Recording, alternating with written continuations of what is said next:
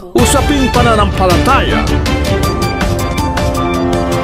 Ang pangangaral ng mga pastor sa Pilipinas. Ang tanong, katotohanan ba?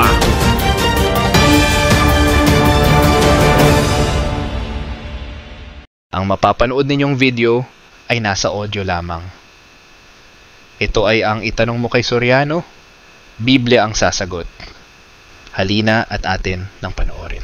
Oo nga pala, ang pag-like ninyo sa inyong pinanood ay malaking suporta na sa aking channel.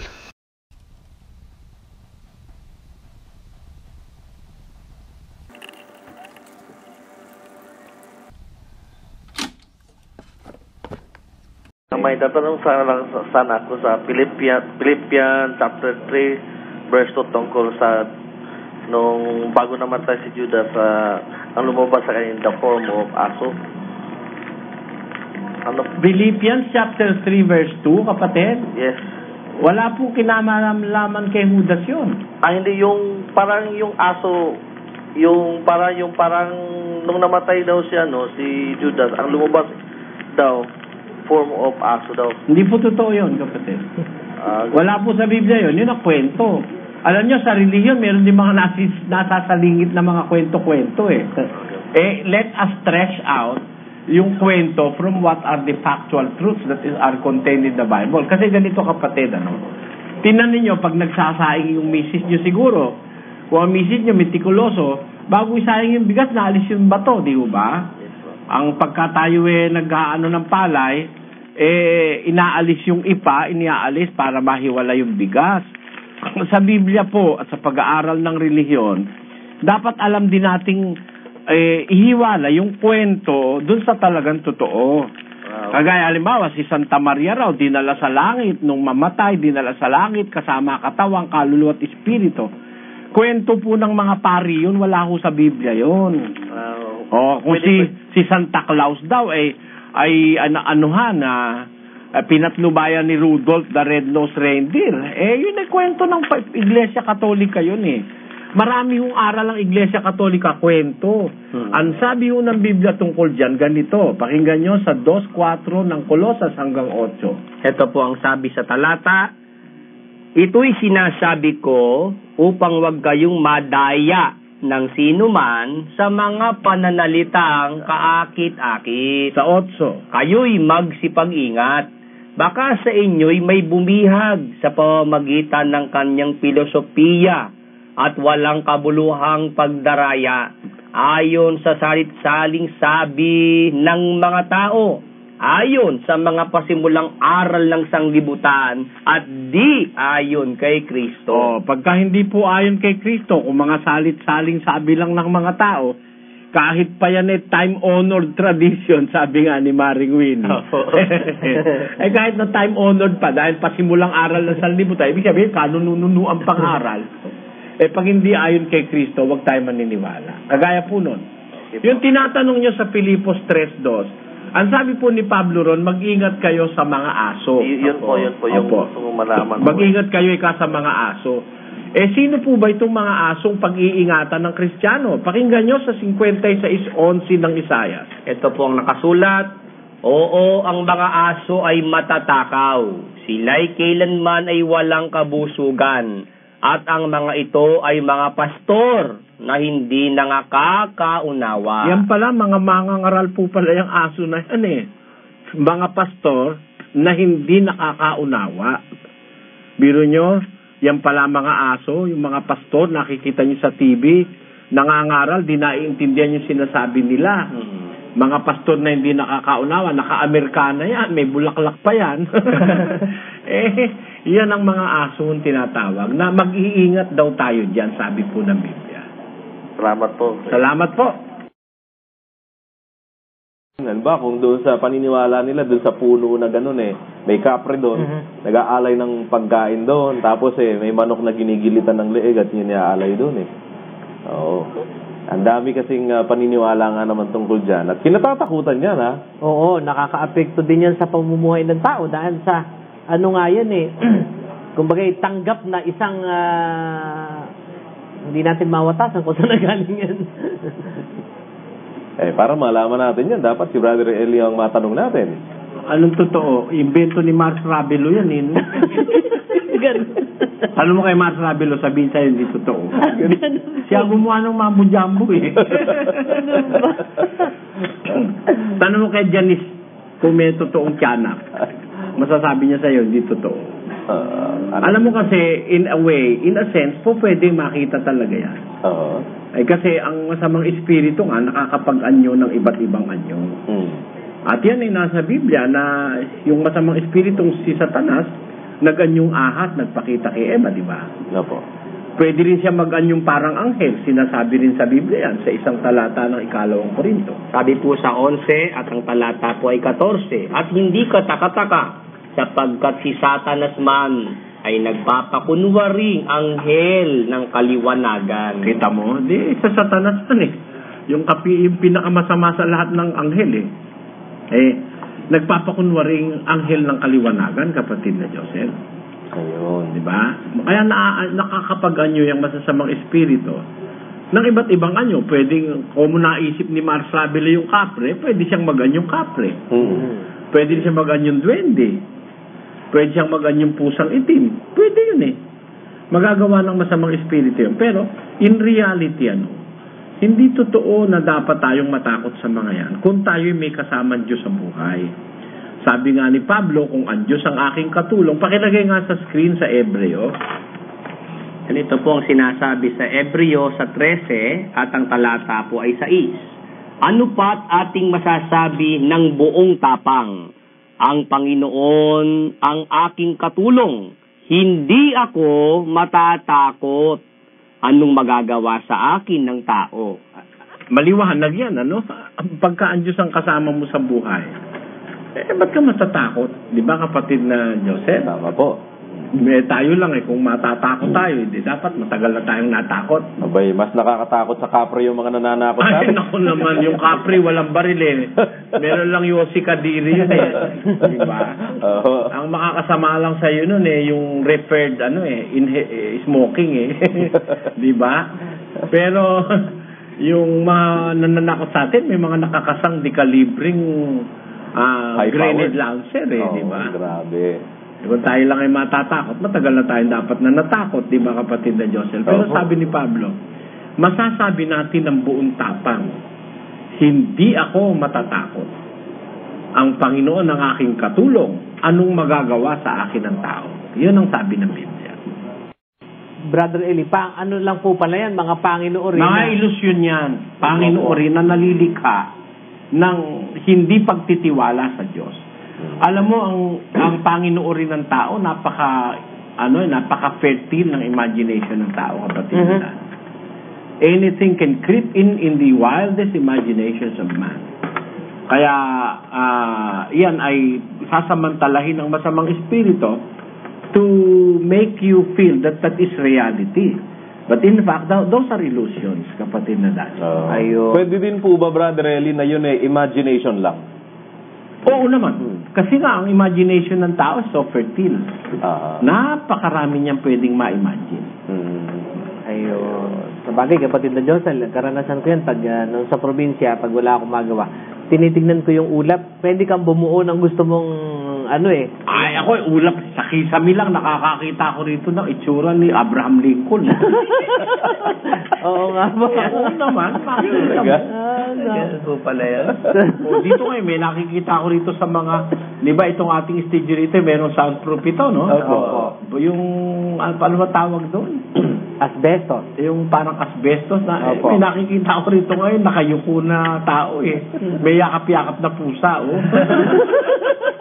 Kung Katoliko kayo, si Mama Mary yan. Nako. At nakaka-apekto ng malaki yan sa buhay pala, kapatid na Josel, dahil nga yung pagtitiwala ng tao, yung pinaka-worst na maaaring maibunga, mawawala dun sa Panginoon Diyos at mababali ngayon dun sa mga mananawas, mananambal, mambabarang, mga ngapre, etc. Doon ka ngayon magtitiwala. Oo. Hinggil naman po dito, Brother Eli, sa pagpapatindi ng Paniniwalang Islam. Oo. Nagpapalaganap sila Oo. ngayon. humanda ka't patay kang bata ka. Huwag muna. Alam mo kung bakit? Bakit po? Yung mga Islam, meron silang paniniwalang jihad eh. Pagkakalaban nila, nakahanda silang pumatay. Kaya I believe that the war that is to be fought in the future are religious wars. Hindi na economic, hindi na political wars. Yan ay religious wars. Yung mga huling gera na pagbalalabanan sa mundo ay gera ng mga relihiyon. Yan ang mangyayari. Ganun pala ang extent po nakikita nyo nito. Magiging pangmundo ito, Brother Eli. Ay, oo naman. Oo naman. Oo. Nako, ayan na. Kumanda na tayo. Malupit na yan, ha? Pero kung nasa pagbibiyahe kayo, kasakayin mo sa FX, magmamasturbate ba? Grabe na po ito, Brother Eli. Ha? Bay, grabe na po ito. Ba? Yun. Yun na ang balita. Ako po. Ganyan na pa talaga. May sinasabi ba sa Bibliang ito kaya lalala pa o kaya ba natin ito ng Brother Eling maampat po itong ganito? Grabe na ito sa loob ng FX nagbibiyahe ang mga kapwa pasahero masasaksihan yung katabi nila nagmamasturbate. Ampat mo pa ba yan? Manood ka lang ng noon times makakaisip ka rin nun Kahit anong oras. Manood ka noon time show. Panoorin mo yung mga sexy dancers. Diba? Maraming mga kademonyohan sa paligid-ligid ngayon. Kaya hindi katakataka mangyari yan. Yan ang sinasabi ko, kawalang aral ng Diyos yan Wala kasing pinag-uusapan sa telebisyon, hindi politika, mga chismisan, buhay ng artista. Yung ba ipalaganap sa mga television stations yung paglalagay ng mga talata ng Biblia para mapagbulay-bulayan ng mga kababayan. Di ba, kapatid na Diyos? Opo. Kaya sa kawalan ng salita ng Diyos, naglumalapo, nag-uumapaw ang kasamaan sa mundo, kapatid na Diyos. Oo. Ang katunayang napakatindi na nun, simpleng nabanguhan lang daw sa katabi niya, kaya niya nagawa yun. Biro mo, kung lahat po ng lalaki, dahil nabanguhan sa katabi niyang babae, maggaganyan, ano kaya mundo meron tayo? Grabe na ito. Malaki ang hinala ng mga siyentista na nalason ng pambihirang isda kaya't lumutang ito sa dagat. Baka nakakain ng plastic yun. Maari po siya. Oo, talagang yung itinatapong plastic ng mga barko de komersyo, no? Talagang dapat, alam mo, dapat siguro sa barko, lagyan ng ng harang na screen para walang maitapong. May salaan, po, brother? Kasi alam mo, yung totoo yun Pag nakain yung plastic ng mga malalaking hayop sa dagat, mamamatay talaga. Ano po effect, Brother Eli? Kagaya ng mga malalaking isda na ito, ano bang contribution po nila sa kalikasan? Ecosystem? Opo, ecosystem. Napakalaki dahil, alam mo, yung mga dambuhalang isda sa dagat, yan ang nagmamantini ng kasama yan sa pagmamantini ng tinatawag nating balance of nature. Siyempre, every creature that was created by God contributes to the ecosystem. Kaya yung pagkawala halimbawa niyang mga yung pagiging extinct ng iba't ibang mga lamang dagat at saka lamang gubat at saka mga kung ano-ano mga hayop, mga ibon. Magkakaroon ng imbalance. Halimbawa, naubos halimbawa, kapatid na Josel, ang mga tupa o mga usa, no? Magkakaroon ng imbalance kasi yung mga usa may kinakain yun di ba? Yung mga tupa may kinakain yun. Pag wala nung kakain nung isang species, pagka walang kakain nun, dadami yun. Magkukos ng imbalance yun, kapatid na Jose. At saka ito po, Brother Eli, ang kakayahan nitong mangitlog ay 300 milyong isda. 300 million at a breeding season. Pero napakalaki ng kontribusyon nun sa payamang dagat. Sa pagkain ng mga tao, no? Nakita ko nga yung retrato niyang mula-mula na yan biro mo, ang kanyang timbang ay 800 kilos, Kasing bigat siya ng 4 na kalabaw. Naku, ang laki talaga. Yung katamtaman ng laking kalabaw. Kasing bigat siya. Baka hindi lamang itong isang ito ang namatay dyan, Brother Eli. Isa lang ang napadpa dito sa atin, ano? Maaaring sa ibang lugar po, meron ding nadamay na marami ganito. na rin, di ba may nakikita sila, mga balyena namamatay, nakakakain ng kung ano-anong mga basurang itinatapon. Opo. Doon lang sa isang resort na napuntahan ko may nakita akong tao, kalahati ng kamay, tanggal. Nako. Yung isa naman, buong kamay, wala, tanggal. Nagtanong, ba't ka ako maraming mga putol dyan? Yung pala, yung mga mangingisda ron, ginagamit dinamita. Nako. Nako, pagka bumagyo, doon sa dalampasigan nung dagat, ay mapakaraming corals na daladala. Ibig sabihin, nasisira yung coral. Opo. Ano? Alam mo yung coral, siya ang breeding ground ng mga isda pag nawala yan, talagang wala mga isda. Yan ang yan ang kalupitan ng tao, kapatid na Diyos. Ayon sa Biblia po, Brother Eli, may sagutin po ba yung mga ganyang tao na dahil dyan sa kanilang gawain na yun, nasisira ang kalikasan, itong mga ganitong mga aquatic resources natin nasisira? Siyempre, mananagot sila sa Diyos dahil yun nandun sa grado ng kasakiman kapatid na Diyos.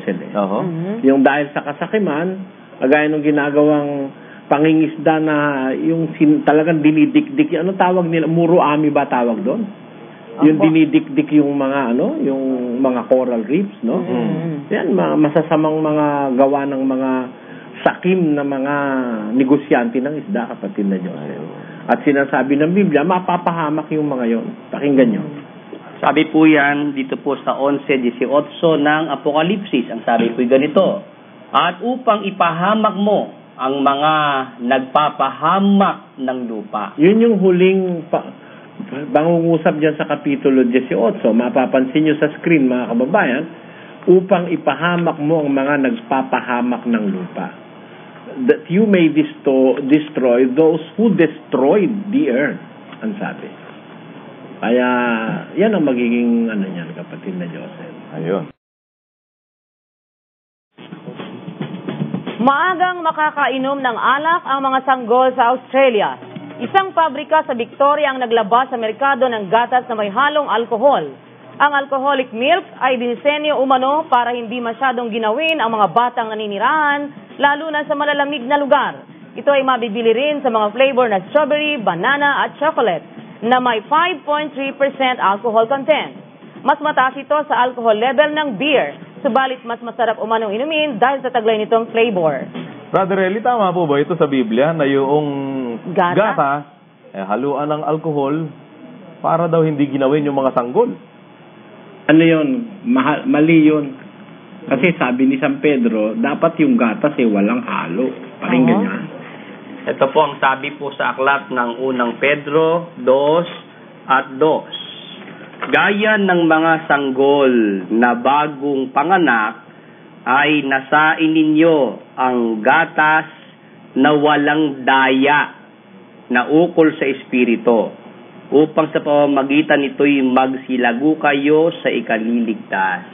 Ayun, gatas na walang daya. Pag nilagyan mo ng alcohol yan, may daya na yan. Dahil yung alcohol, mandaraya yan, kapatid ni Josel.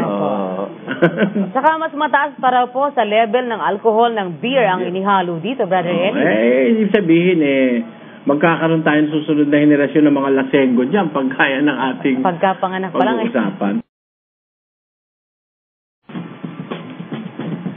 Mabuti umano sa isang taong may sakit ang pag-inom ng kape. Ito ang lumabas sa pagsusuring ginawa ng mga dalubhasa sa London. Batay sa resulta ng pag-aaral, pinatataas ng caffeine ang blood pressure ng isang individual, kaya't nababawasan ng sakit na dinaramdam nito.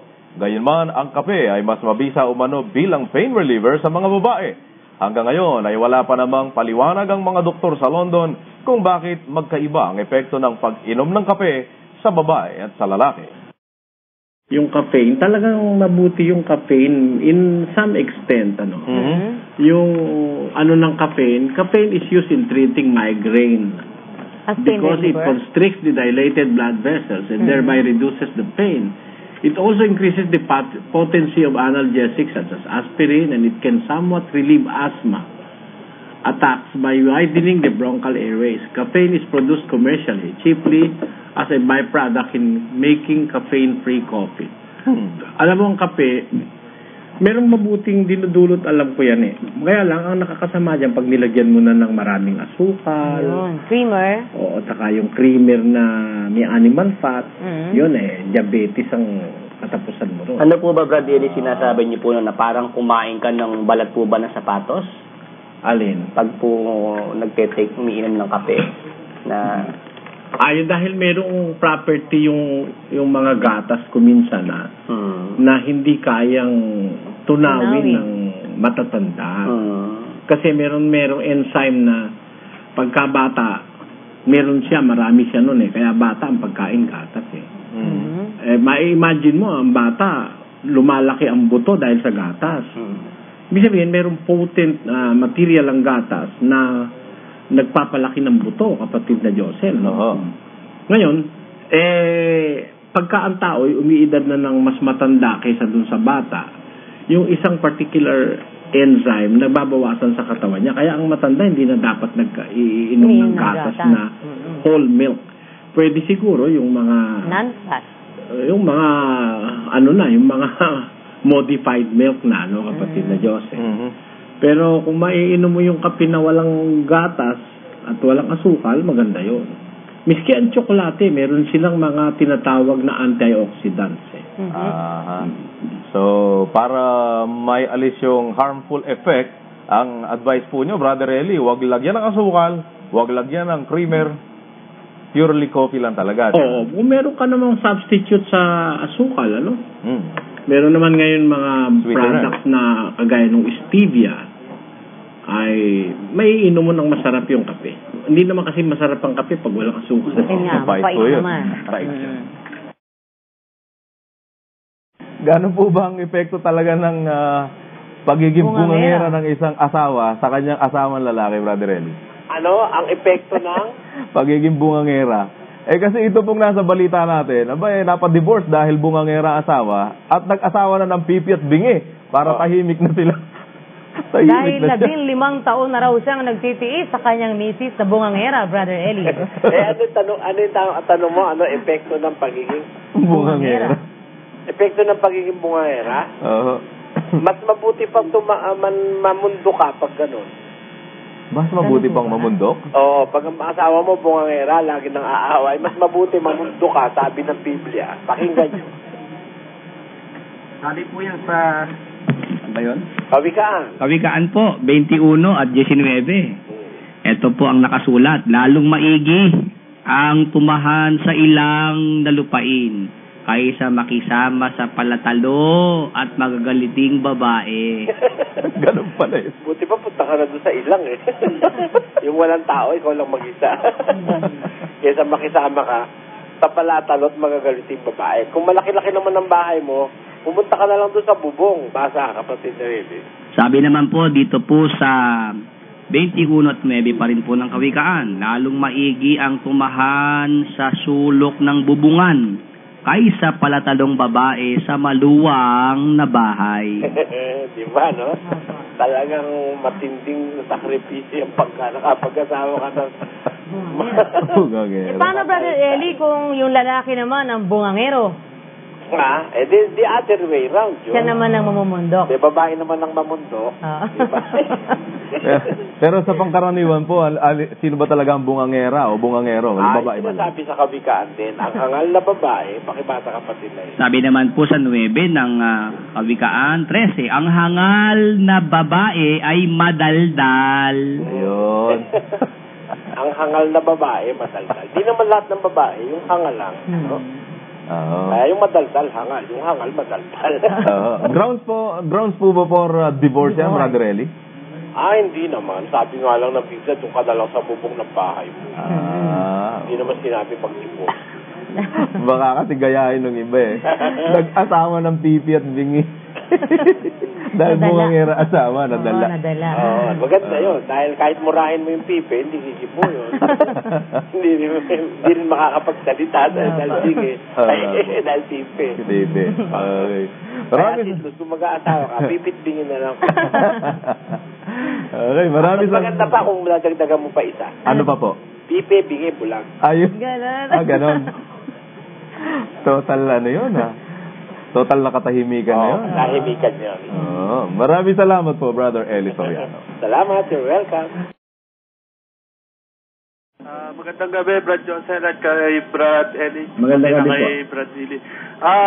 Tatanong ko po, Brad Eli, yung di ba po pasakop kayo sa kapangyarihan dahil walang kapangyarihan na hindi galing sa Diyos, di ba tama po? Po yun, tama po. Bakit po yung mga apostol hindi po nagpasakop sa Roman Empire? Hindi. Nagpasakop sila, hindi nga sila gumawa ng labag sa batas ng Roman Empire, no? Meron ba silang ginawang labag sa batas ng Roman Empire na sinadya nila? Wala silang ginawa, hindi sila masusumbatang ng gulo sila o lumaban sila sa gobyerno o kaya sila nagrebelyon. Meron ba? Wala nun eh. Hindi po ba sila... Oo, wala. Hindi man sila lumaban sa Roman Empire kahit inaapi na nga sila ng Roman Empire eh. Parang kami, pakiramdam ko, inaapi kami ng maraming tao sa gobyerno pero hindi kami lumalaban sa gobyerno, kapatid. Tingnan mo, pati KBP ngayon inaapi ko. Pinagbibintangan ako ng masama niyang mga taga-KBP na yan Kala nila takot ako sa kanila, no? Josel, sabi mo sa taga-KBP, hindi ako natatakot sa kanila, wala akong ginagawang masama, no? Oo, dahil doong sinacharge sa inyo, wala naman... Hindi naman hindi totoo. Pinagtitignan ko yung tape, wala naman akong nagmura raw ako ng PI. Anong kalukuhan yan? Saan mo makikita yan? Sino man yung pumirma dyan sa charge na yan? Ay, naku, mag-usap tayo sa husgado. Hindi ako takot sa'yo, no? Kala mo. Pwede pa po isa, Brad Eli? Sige, kahit 5. Yung sa yung sa 12 ng ikalawang Korinto, kasi meron po akong napagtanungan na ang tanong ko po, kung meron na pong umakit sa langit. Dahil meron din po kasi ako nabasa meron naman talaga umakit sa langit, si Kristo lang. Opo nga po. Ang po sa 12 ng ikalawang Korinto, may umakit na po inagaw po kasi pero talagang naniniwala rin po ko wala po. Hindi naman siya nagpilme. Yung nasa 12 pumunta lang sandali ron, pero di nagpilme ron. Hindi po. Ang tinutukoy kung umakit sa langit na andun na siya, ang Panginoon Kristo. Pakinggan mo sa Kolosas, sa Efeso 2, versikulo 8.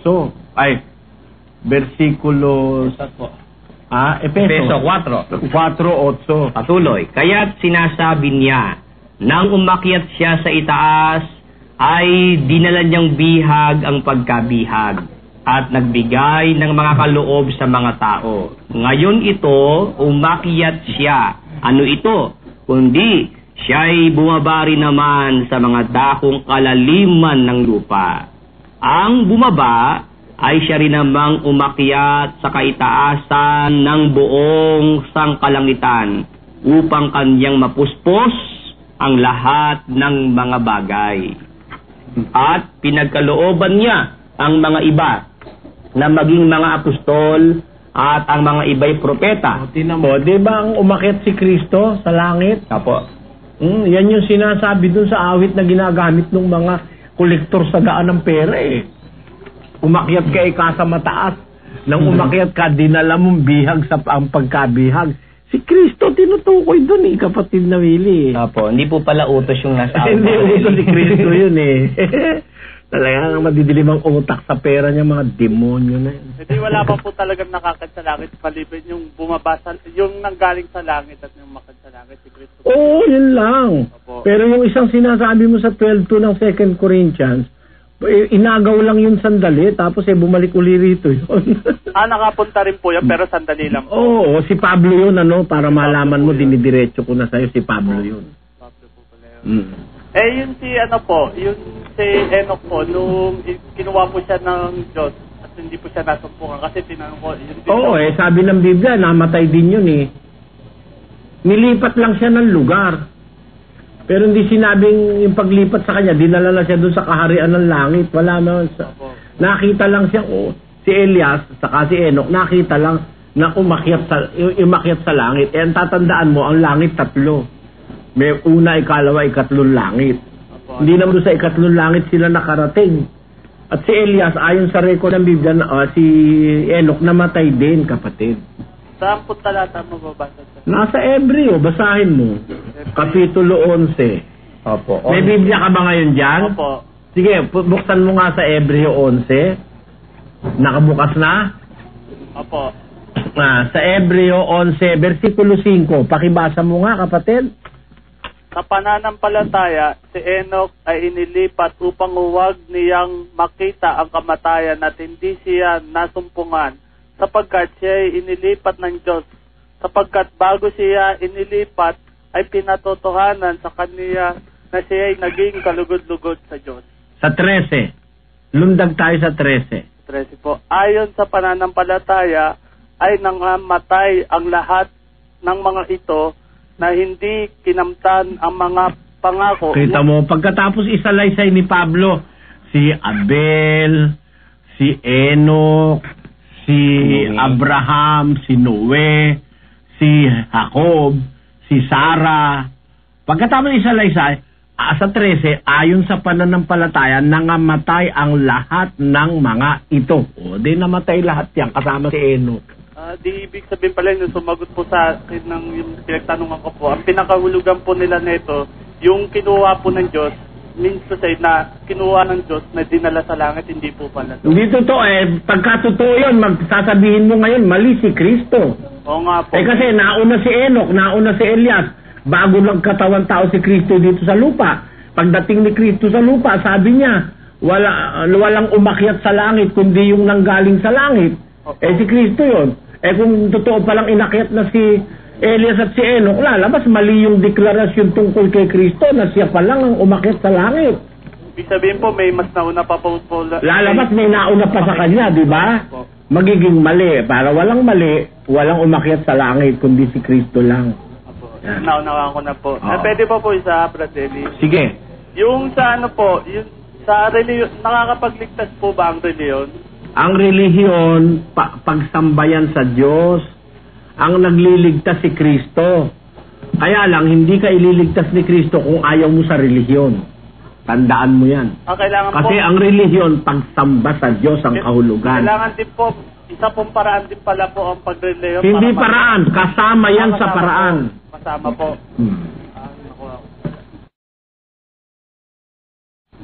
Pwede pa po isa? Baka umaabuso ka na niya. Ito, last na po to. Kasi nung nakarandi ko po po to may tanong sa inyo hanggang sa naipon. Sige nga, ibulalas mo na lahat ng sama ng loob mo, kapatid.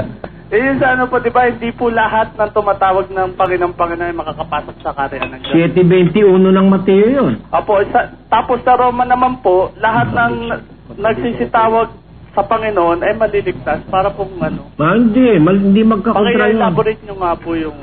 yung sinasabi ni Kristo sa 7:21 na Mateo, hindi lahat na nagsisitawag sa akin, Panginoon, Panginoon, papasok sa kaharian ng langit, kundi yung gumaganap ng looban ng aking Ama na nasa langit. Yun namang nasa Roma, lahat ng nagsisitawag sa pangalan ng Panginoon, maliligtas. Sino yun? Di yung lahat ng nagsisitawag na gumaganap ng kalooban ng Ama sa langit. Lahat yun maliligtas. Yung nasa Hebreo po pala, hindi po pala kasama na ginagawa nila yung ano. Aling Hebreo? Yung sinasabi niyo po yung hindi lahat na nagsisitawag sa Panginoon. Nasa Mateo yun. Mateo po ba yun? Yung sinasabi nun na hindi makakapasok sa kaharian ng langit, yung hindi gumaganap ng kalooban ng Ama sa langit. Pero pagka gumaganap ng kalooban ng Ama sa langit, lahat ng tumatawag sa kanyang gumaganap ng kalooban niya, makakapasok sa langit. Walang contradiction doon eh. Sige po. Salamat. Sige, baka meron pa. Salamat po. Jotel. Oo. Naka-bonus yung tao Swerte niya. Solve na yung isa. Gandang gabi po, Bradeli. Magandang gabi po. Bradeli, nagpapatanong kasi yung kaibigan ko, nakadisgrasya siya.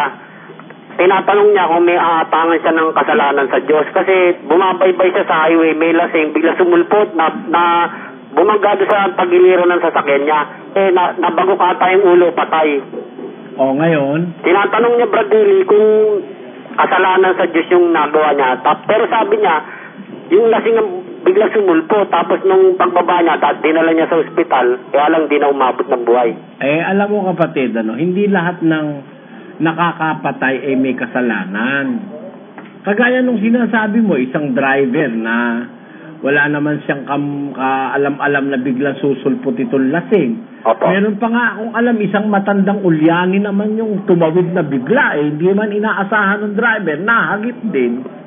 Ganun yun. Hindi naman kasalanan sa Diyos yun, na mortal, na mabigat. Alam ng Panginoon Diyos na hindi mo naman sinasadya yun eh. Opo. No? Pero Deli, pwede When you sin without the intent of doing it, because people are prone to sin.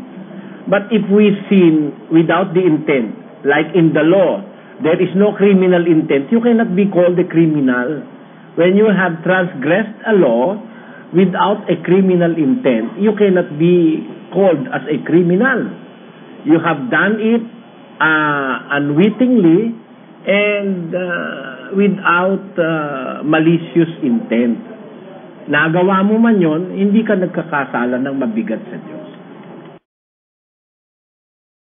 Pagdali, halimbawa, member na ako ng Church of God. Ngayon, siyempre, nakikipag-sharing ka sa iba, tapos kunyari, nayaya ako doon sa bahay, tapos yung, kunyari, member ng born again yun, pagkatapos namin mag-sharing, hinihingan ng panalangin, tatanggihan ko. Nakakasala po ba yun? Ay, conforme rin naman sa pagkakataon, Christians lead a prayerful life. But Christians do not pray everywhere and every time. Christians have their sense of God's law and direction. When we say we are Christians, we are followers of the instructions of our Lord Jesus Christ. And according to Him, in Matthew chapter 6, sabi niya roon, pray not like the hypocrites. 6:5 of the book of Matthew.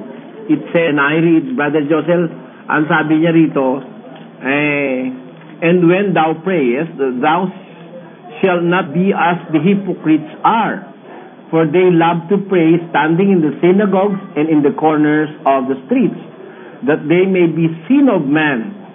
Verily I say unto you, they have their reward. But thou, when thou prayest, enter into thy closet, and when thou hast shut thy door, pray to the Father which is in secret, and thy Father which seeth in secret shall reward thee openly. Therefore, Christians have their prayers with the restriction. They pray to God. They live a prayerful life, but they do not pray everywhere, like other born-again Christians do. There are people who are claiming to be born-again Christians, but they pray everywhere. They pray in plazas, in streets. They pray everywhere just to show people that they are praying. But that is prohibited by Christ. When you pray according to Christ, pray in secret. And the Father that seeth you in secret will reward thee openly. Ayan, that is the commandment. Hindi kahit saan pwedeng manalangin, kapatid. Salamat po, Brother Eli. Salamat po. Salamat po ng marami. Good evening po, Brother Eddie. Yes, good evening. Po. May karapatan po ba ang isang tulad ko lamang na pumuna ng maling gawa ng isang mangangaral ng Diyos? Ay, kapatid, wag mong sasabihin tulad mo lang, a person like you only. Why, are you trying yourself, to, how will I call that? Are you the very one belittling yourself? Do not say, tulad ko lamang. No. Ang lahat ng tao ay mayroong kanya-kanyang karapatang mula sa Diyos. Every woman, every man, or every person, every human being, whether you are a man, a woman, a gay, a tomboy, or whatever you are, as long as you are a human being, you are given by God your rights. Even in our Constitution, it is provided in the Bill of Rights. Ngayon, sa paglilingkod sa Diyos, kapatid, meron tayong, we have a divine, let's say, divine duty to look for everything about our brethren in faith. In fact, it is It is a commandment in Hebrews chapter 10, verse 24. Please put it in your screen, Brother Josel. Hebrews 10, 24. And it says, I read 10:24. And let us consider one another to provoke unto love and to good works. 25. Not forsaking the assembling of ourselves together, as the manner of some is, but exhorting one another, and so much the more as ye see that the day is approaching. Therefore, the very commandment of assembling, not forsaking the assembling of ourselves together, was this commandment, or this particular commandment, was given to Christians because there is a previous commandment in 10:24, as the Apostle Paul said, let us consider, but by naalis sa screen, 10:24, let us consider one another to provoke unto love and to good works. It is written in Greek, the word consider means, let us look for, looking for the condition, looking for the situation of one another. That is what is written in the scriptures. Therefore, pag nakikita mo, if you see your brother in faith, if you see anyone that,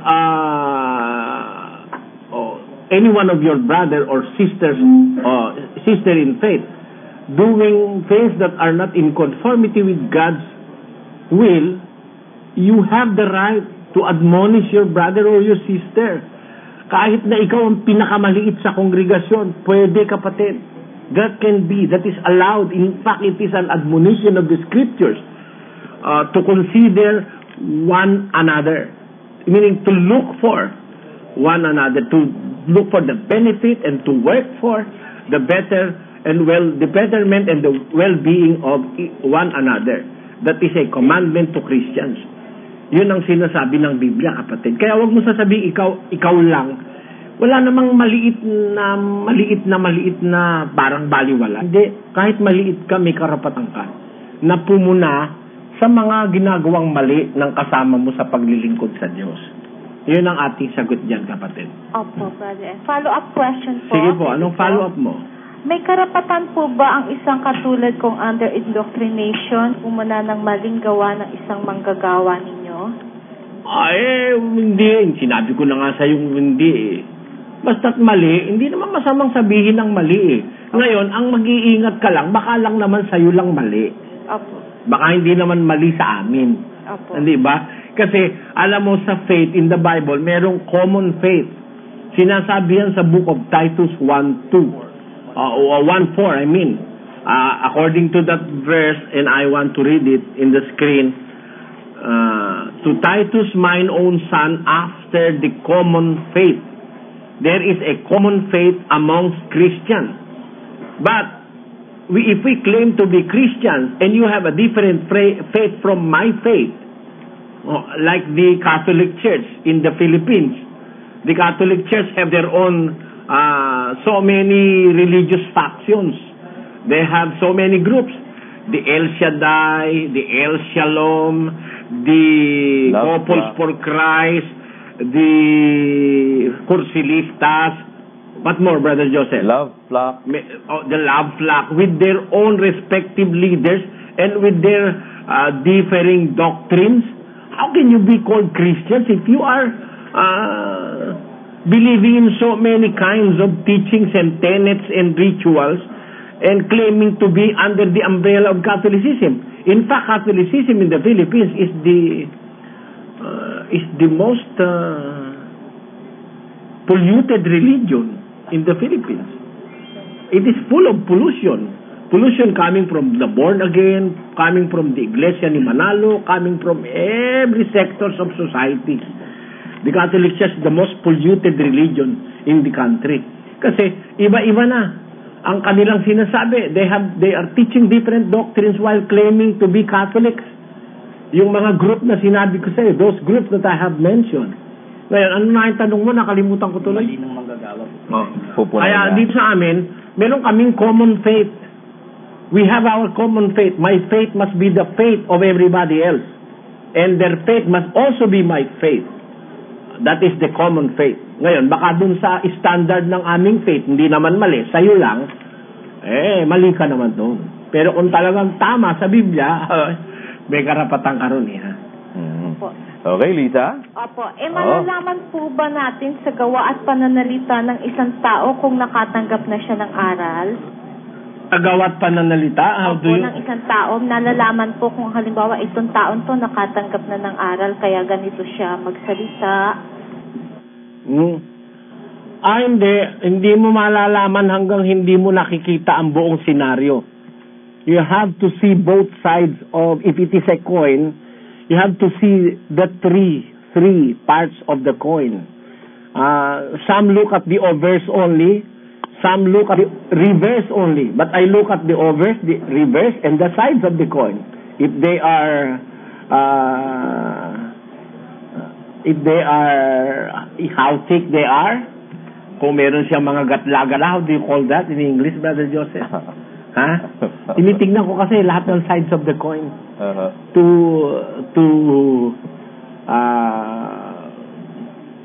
To judge fairly, you have to look at all sides of the coin. Ganon. Huwag mo munang husgahan ka, hindi mo pa alam. In fact, under indoctrination ka, baka hindi meron ka pang hindi alam kapatid. Salamat sa iyo, ha? Naniniwala na sa life after death ang mga siyentipiko sa London. Kamakailan ay nakumpleto na umano ng mga dalubhasa doon ang proseso ng cryonic preservation.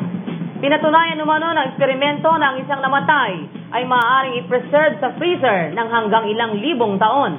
Ipigilan umano ng proseso na mabulok ang katawan ng isang yumao at ito'y gigisingin nilang muli sa panahong natuklasan na ng tao ang pagbuhay sa mga patay. Kapag cryonically frozen na ang isang bangkay, ay titigil rin umano ang pagtanda nito, kaya't hindi umano magbabago ang kanyang itsura kahit daan-daang taon man ang lumipas. Ang bagong tuklas na ito ay bahagi pa rin ng patuloy na pagsisikap ng siyensya na mabuhay ng walang hanggan ang mortal na katawan ng tao. Alright, tanong natin kay Brother Eli. Biblical na pag-uusap, Brother Eli, ito po ba'y merong katuparan? Magkakaroon ba ng katuparan ito sinasabi po nila na ito na pagpipreserve sa yumao, no? Sislus, ano? And then, cryonic. Cryonic. Ano ba yung preservation? At habang tinutuklas nila yung process ng pagbuhay, may pipreserve nilang gano'ng katagal yan?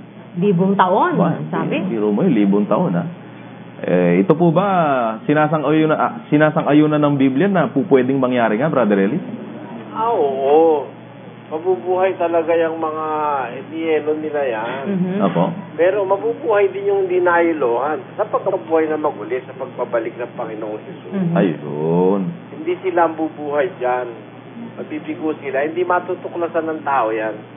It is only by the power of Jesus Christ as the Son of God, restorer of life, ay magagawa ng tao na magkaroon ng eternal life. Walang ibang gagawa niyan. Sabi ni Kristo, ako ang daan, ang katotohanan at ang buhay. Siya po ang panggagalingan ng buhay na wala hanggan, walang iba, hindi siyentipiko. Wala silang pag-asa dyan. Nagkakagastos lang sila dyan kasi kahit hindi mo naman i-preserve sa yelo, pagdating ng resurrection time, you will be resurrected as is. Hindi ka rin naman tatanda Kahit saan ka pa namatay kang matanda, ganun ang itsura mo. Kung namatay kang bata, ganun ka rin, no? I-resurrect ka. Kaya lang, ang mahalaga yung transformation. After resurrection kasi, lahat ng magiging dapat sa Diyos, ita-transform. Doon ay, kahit matanda ka, pag na-transform ka, magkakaroon ng isang magandang katawan, glorious body. Pero kung hindi ka magiging dapat sa Diyos, Brother Eli, ita-transform ka pa ba? Hindi na. Mananatili kang ganon. Mananatili kang ganon, pero ang buhay mo, hindi na rin mamamatay yung katawan mo para ang kaamoy. Ayun. Okay, napakalinaw na niya. Maraming salamat po sa inyo, Brother Eli Soriano. Kung bakit nagkakaroon ng mga perception na merong tawag ito yung life na pag namatay ka, nabubuhay ka, pwede kang pwede kang bumalik sa pinanggalingan mo, nakikita mo yung mga taong mahal mo, at the same time, pwede ka nagpaparamdam. Bakit may mga ganyang imagination? Kahit sa mga pelikula, di ba? May mga sitwasyon na ganon na pinapalabas nila, katulad yung Ghost, yung kilalagyan Julia Roberts and si Slasek, I don't know the guy, I forget the name of the guy. Yun lang gusto ko malaman, bakit may mga ganong sitwasyon na may nagpaparamdam o yung may nakikita ka mga ani-anino or yung nakakausap mo siya, bakit may mga ganong klaseng imagination ng mga tao, pati yung mga nagdidirect ng mga ganong klase ng pelikula. Tapos yung kung familiar si Brother Eric, I don't know kung familiar siya din sa Left Behind, yung series na book.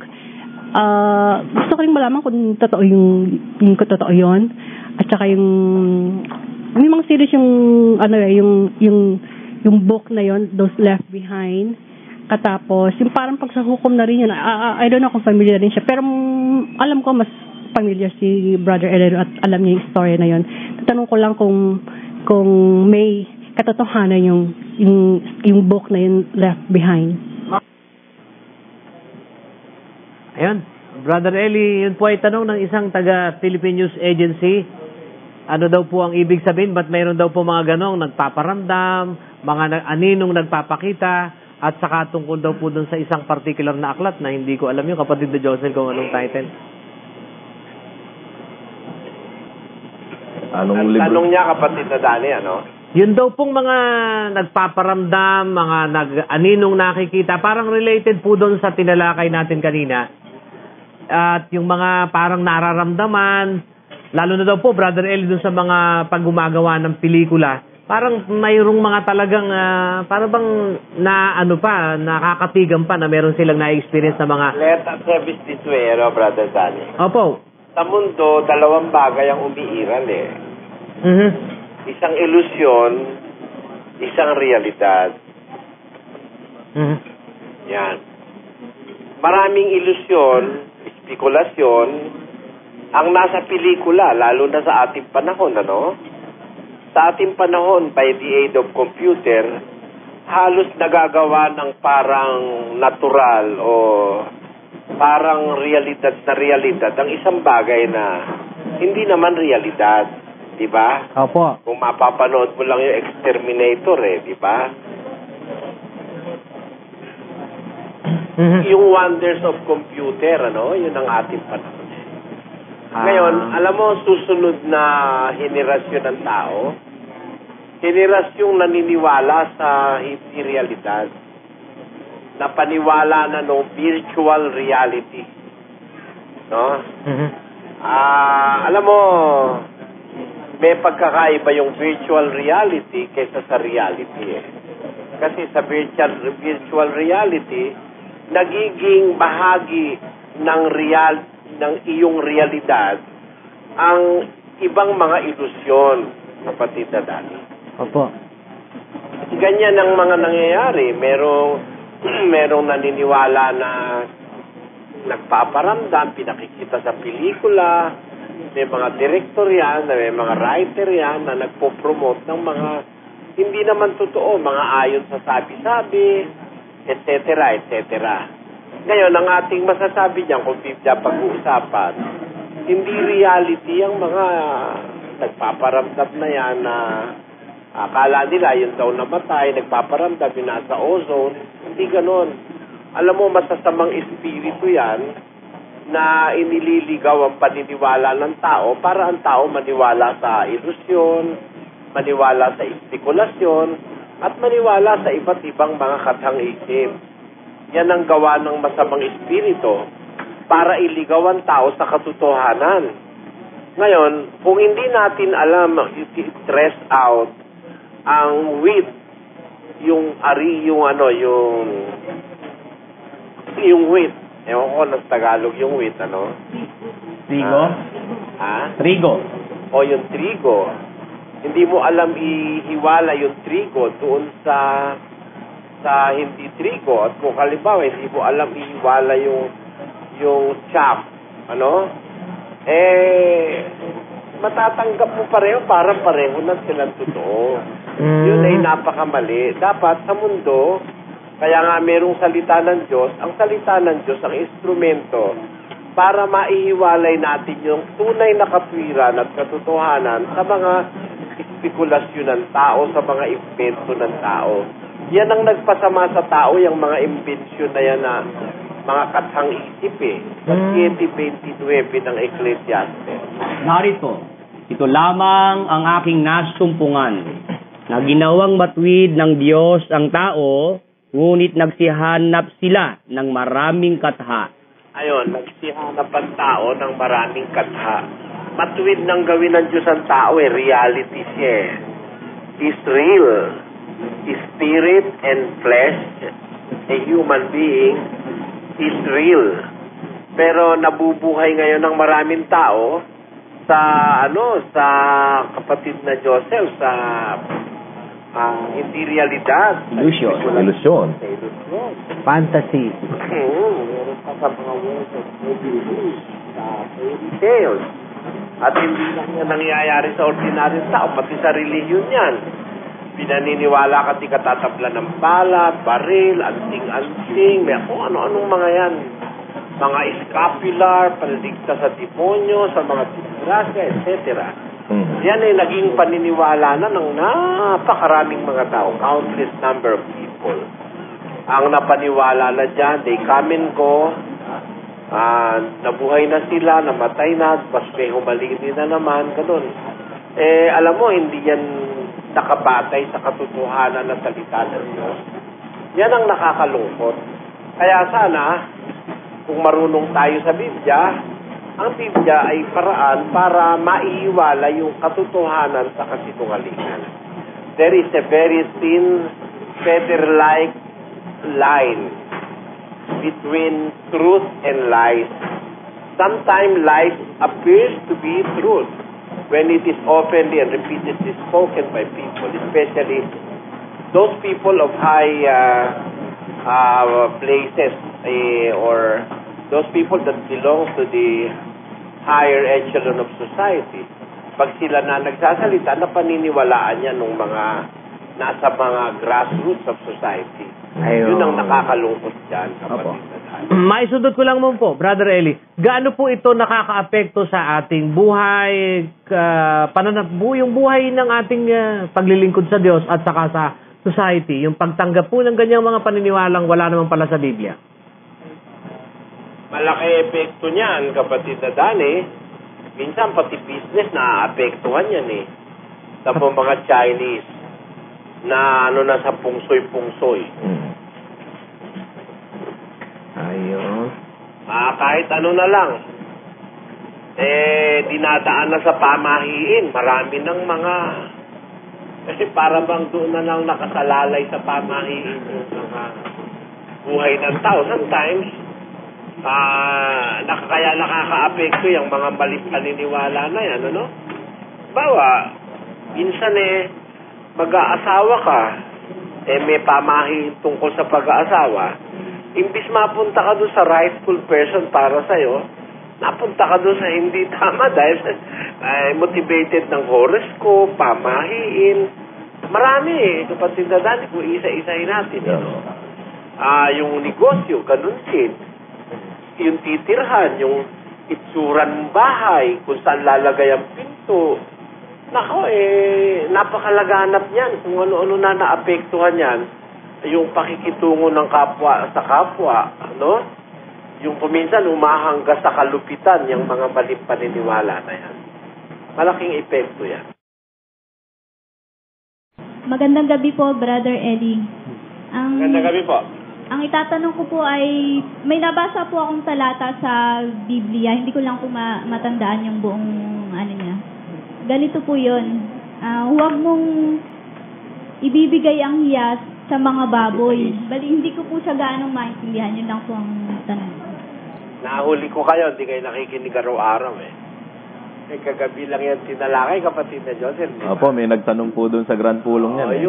Ang nakalagay dyan, perlas at mga bagay na banal. Pakibasa nga, kapatid na Willie, sa 7. 7:6 po ng Mateo, huwag ninyong ibigay sa mga aso ang anumang banal.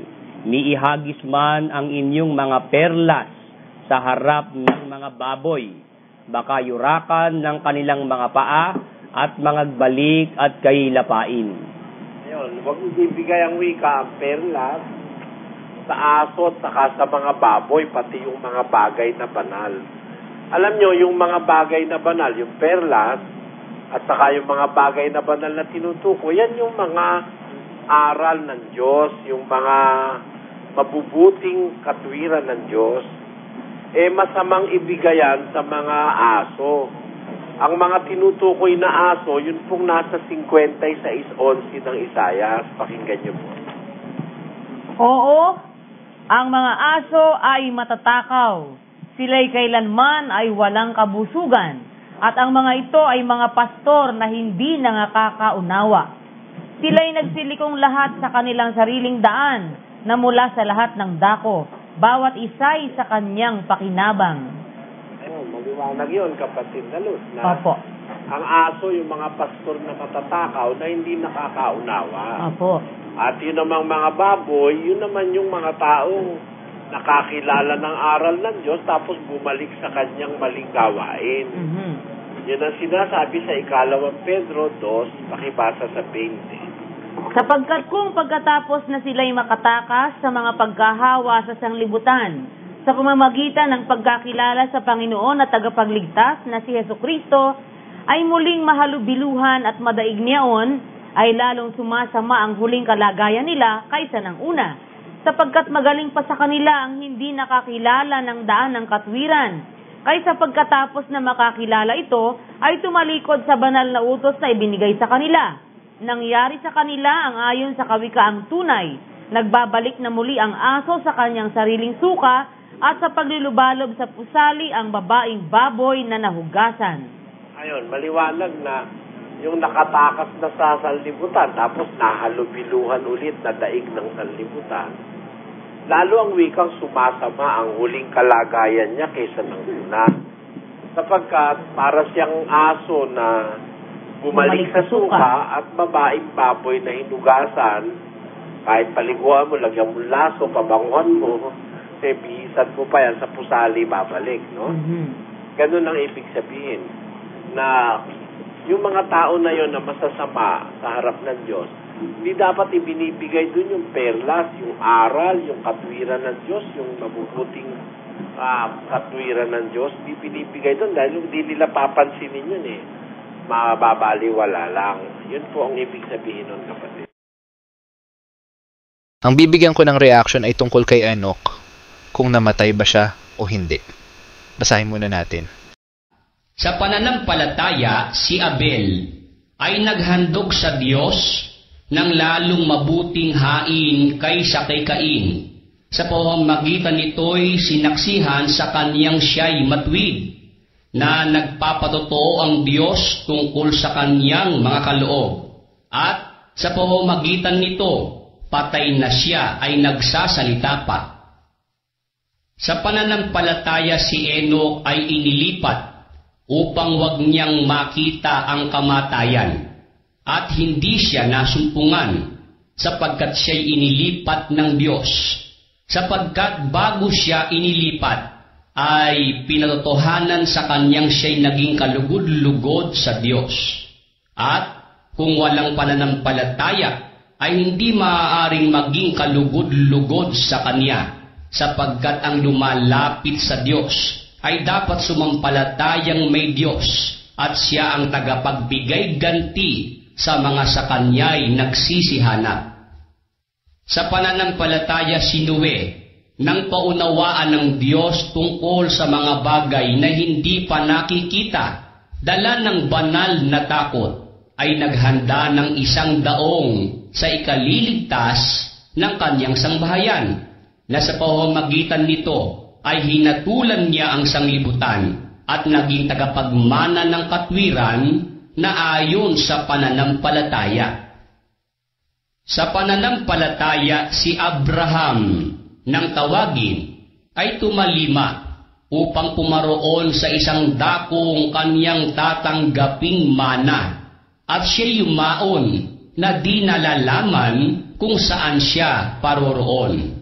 Sa pananampalataya, siya'y naging manglalakbay sa lupang pangako na gaya sa hindi niya sariling lupa at tumahan sa mga tolda na kasama si Isaac at si Jacob na mga tagapagmana ng isang pangako na kasama niya, sapagkat inaasahan niya ang bayang may mga kinasasaligan na ang nagtayo at gumawa ay ang Diyos.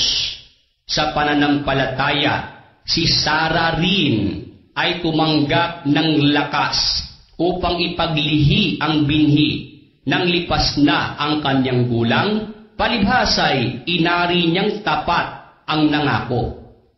Kaya naman sumibol sa isa sa kanya na tila patay na ang kasing dami ng mga bituin sa langit sa karamihan at di mabilang na gaya ng mga buhanging nasa tabi ng dagat. Ayon sa pananampalataya ay nangamatay ang lahat ng mga ito na hindi kinamtan ang mga pangako, ngunit kanilang nangakita na natanaw mula sa malayo at kanilang ipinahayag na sila'y pawang taga-ibang bayan at manglalakbay sa ibabaw ng lupa. Hindi kasama si Enoch. Ang mga tinutukoy dyan ay ang pamilya ni Abraham na pinangakuan ng mana. At ang pangakong mana na yan ay hindi nila nakamtam, kundi nakita lang nila sa malayo. Pero ang tanong, namatay ba si Enoch? Oo! Dahil hindi naman makakapunta ang laman at dugo sa langit. Ang kamatayan na tinutukoy na hindi dapat makita ni Enoch ay ang darating na paglipol sa lahat ng tao sa lupa dahil sa kasamaan. At nakita ng Panginoon na mabigat ang kasamaan ng tao sa lupa at ang buong haka ng mga pag-iisip ng kanyang puso ay pawang masama lamang na parati. At nagsisi ang Panginoon na kanyang nilalang ang tao sa lupa at nalumbay sa kanyang puso. At sinabi ng Panginoon, lilipulin ko ang tao na aking nilalang sa ibabaw ng lupa, ang tao at gayon din ang hayop, at ang mga umuusad at ang mga ibon sa himpapawid, sapagkat pinagsisisihan ko na aking nilalang sila. Maraming salamat sa panonood. Kung nagustuhan ninyo ang bago kong upload, please like, share, and comment. At kung hindi ka pa nagsasubscribe, ay mag-subscribe ka na upang lagi kang ma-notify ng YouTube sa mga bago kong upload.